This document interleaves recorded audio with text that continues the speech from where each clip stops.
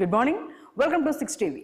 పలు వార్తా పత్రికలోని ప్రధాన అంశాల్ని ఓసారి చూద్దాం. ముందుగా ఈనాడు దినపత్రికలో భారతరత్నం అడ్వాణి కమల కురు వృద్ధునికి అత్యున్నత పౌర పురస్కారం, ఆశయాలు సిద్ధాంతాలకు దక్కిన గౌరవం అన్న లాల్ కృష్ణ.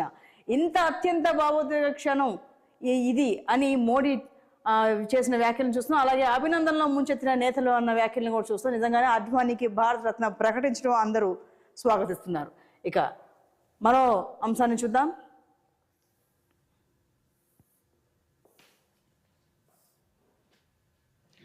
లోపాలపుట్ట మేడిగడ్డ విజిలెన్స్ ప్రాథమిక నివేదిక.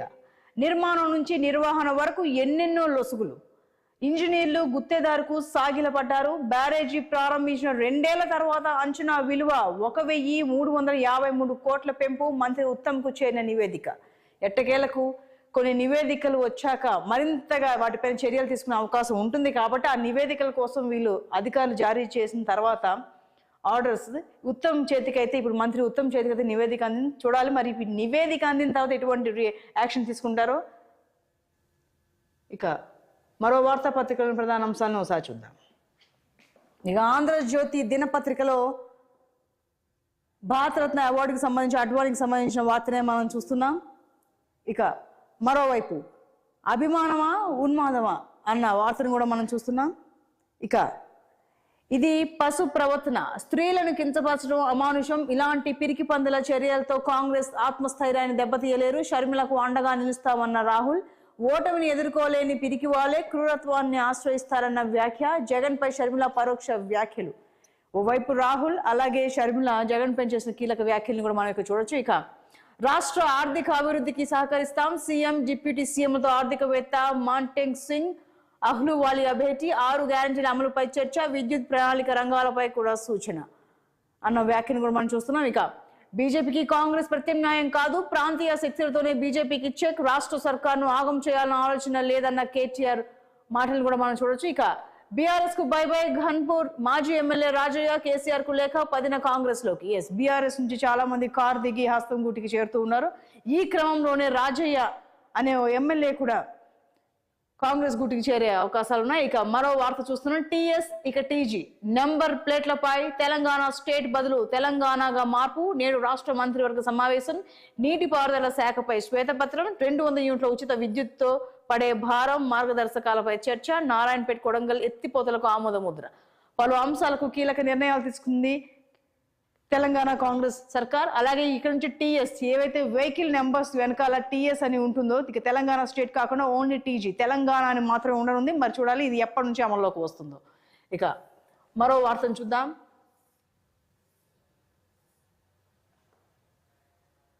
రికార్డుల్లో చంపేశారు, 60 కోట్లు కొట్టేశారు భూమిని. ఇక జిల్లా రిజిస్టర్ బరితెగింపు. శంకర్పల్లిలో 5 ఎకరాల దొంగ రిజిస్ట్రేషన్. ఇక భూముల విషయానికి వస్తే ఈ ఆక్రమించుకోవడం, కబ్జా చేయడం, అన్యాయంగా అన్యాక్రాంతం ఇవన్నీ మనం చూస్తూ ఉంటాం. అలాంటి న్యూస్ ని ఇక్కడ చూస్తున్నాం. మాజీ మంత్రి అనుచరుడు సూత్రధారి చక్రం తిప్పిన హైదరాబాద్ జిల్లా రిజిస్ట్రార్. ఆయన భార్య పేరిట కొంత రిజిస్ట్రేషన్. యజమాని మరణించినట్లు దొంగ పత్రాలు. తెరపైకి నకిలీ వారసుడిని తెచ్చి రిజిస్ట్రేషన్. ఈకేవైసీలో పేరు తేడా ఉన్నా పట్టించుకోలేదు. అడుగడుగుల నిబంధనల ఉల్లంఘన.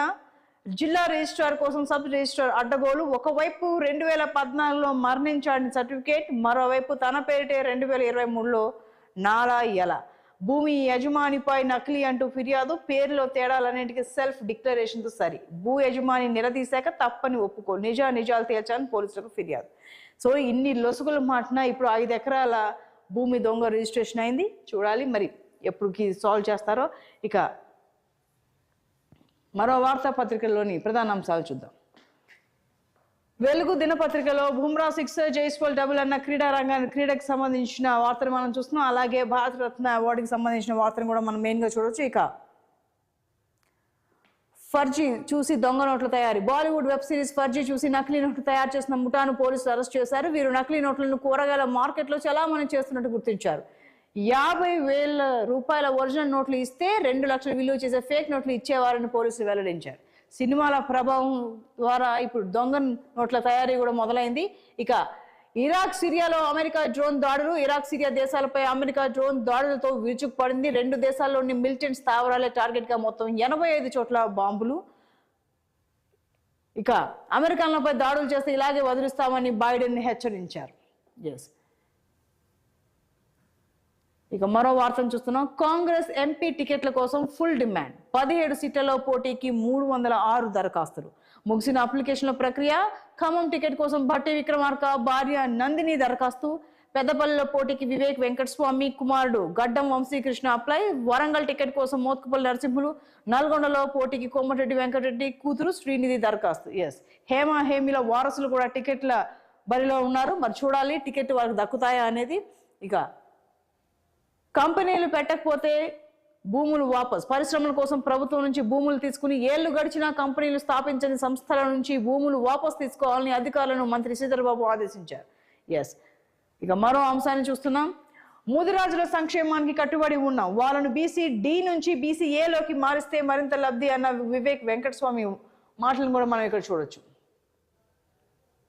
ఇక సర్వే నెంబర్లని ఆగమాగం ధరణి పేరుతో రైతులను తిప్పలు పెట్టారు. సర్వే శాఖతో సంబంధం లేకుండానే పోర్టల్ తెచ్చారు. ఖాస్రా సెస్లా మహానీలేవి అప్లోడ్ చేయలేదు. వక్ఫ్ దేవాలయ భూములు 40% నమోదు కాలేదు. గుర్తించిన ధరణి కమిటీ వక్ఫ్ దేవాలయ సర్వే శాఖలతో సమావేశం అన్న వార్తను కూడా మనం చూస్తున్నాం. ఇక మరోవైపు పూలే విగ్రహంపై 10 ఏళ్ళు అడగలే, ఇప్పుడు అడుగుతున్నా. అసెంబ్లీలో పెడతారా లేదా 12న ధర్నా చౌక్లో మహాధర్నా చేస్తాం. ప్రభుత్వ ప్రోగ్రాంకు ప్రియాంకను ఎట్లా పిలుస్తారని ఎమ్మెల్సీ కవిత నిలదీసిన మాటలు మనం ఇక్కడ చూడొచ్చు. అలాగే మరోవైపు కొండా సురేఖకి సంబంధించి బీసీలు మీకు ఇప్పుడు యాదకొచ్చారా? ముందు నీ అన్నని దించి బీఆర్ఎస్ వర్కింగ్ ప్రెసిడెంట్ గా బీసీని చేయి. భద్రాద్రి రాముడికి నీ అన్న కొడుకు ఏ హోదాలో పట్టు వస్త్రాలు ఇచ్చాడు అని నిలదీసిన కొండా సురేఖ వ్యాఖ్యని మనం చూస్తున్నాం. మరోవైపు ప్రియాంక కాలిగోటికి కూడా నువ్వు సరిపోవు, ప్రజాధనంతో సొంత కుక్కలకు షెడ్లు కట్టించే అలవాటు మీది. ఎమ్మెల్సీ కవితపై మంత్రి సీతక్క ఫైర్. ప్రభుత్వంపై ఇష్టం ఉన్నట్లు మాట్లాడితే ఊరుకోమని హెచ్చరిక చేసిన వ్యాఖ్యను కూడా మనం చూస్తున్నాం. మరోవైపు పూనం చావు డ్రామా. మోడల్ నటి పూనం పాండే చావు డ్రామా ఆడింది. సర్వైకల్ క్యాన్సర్ తో తాను చనిపోయినట్లు ప్రకటింపజేసి తీవ్ర దుమారానికి తెరలేపింది. తాను బతికే ఉన్నానని తర్వాత వెల్లడించింది. సర్వైకల్ క్యాన్సర్ పై అవగాహన కోసమే అలా చేశానని శనివారం ఇన్స్టాగ్రామ్ లో ఓ వీడియో పోస్ట్ చేసింది. దీంతో నెటిజన్లు ఆమె తీరుపై తీవ్రంగా మండిపడుతుంది. ఇదేం పిచ్చి పని అంటూ కామెంట్లు చేస్తారు. అవగాహన కల్పించాలంటే ఒక డాక్టర్తో చెప్పించవచ్చు, లేదా ఏదైనా స్కూల్ కాలేజెస్కి వెళ్ళి స్పెషల్గా ఆడవారి తరఫు నుంచి ఈవిడ అవగాహన ర్యాలీ చేయొచ్చు, ఏమైనా చేయొచ్చు. కానీ అసలు చనిపోయిన డ్రామా ఆడటం ఏంటంటే నెటిజన్లు అయితే ఫుల్గా ఫైర్ అవుతున్నారు. ఇక మరో వార్తాపత్రికలోని ప్రధాన అంశాలను చూద్దాం. ఇక door to door survey, Abhayahastam application పై నిర్ణయం. ఐడి ప్రూఫ్లు సిద్ధంగా ఉంచుకోవాలని అధికారుల సూచన. ఫీల్డ్ వెరిఫికేషన్ తర్వాతే అర్హుల ఎంపిక. త్వరలోనే తేదీల ప్రకటన అని దిశ వార్తాపత్రికలోని మెయిన్ వార్తను చూస్తున్నాం. అలాగే ఎల్కే అడ్వాణీకి భారతరత్న అన్న వార్తను కూడా చూడొచ్చు. ఇక టికెట్ ప్లీజ్. లోక్సభ కోసం కాంగ్రెస్ లో భారీగా ఆశావాహులు. ఎస్, లోక్సభ ఎన్నికలను ఉద్దేశించుకున్న ఆయా పార్టీల నుంచి ఇప్పుడు అధికారం ఉన్న కాంగ్రెస్ పార్టీలోకి శరవేగంగా చేరికలు జరుగుతున్నాయి.